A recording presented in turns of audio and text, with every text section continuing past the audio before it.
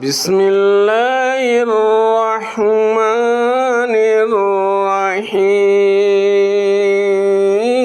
الرحيم والتين والزيتون وطور سينين وهذا البلد الأمين لقد خلقنا الإنسان في أحسن تقويم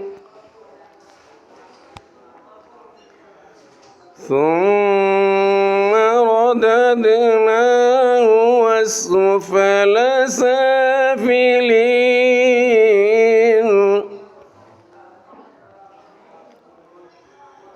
إلا الذين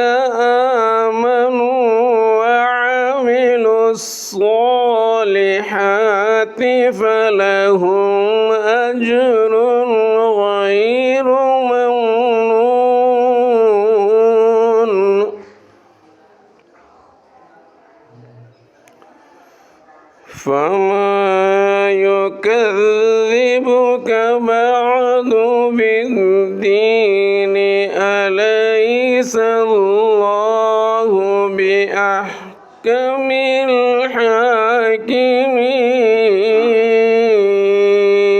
الحاكمين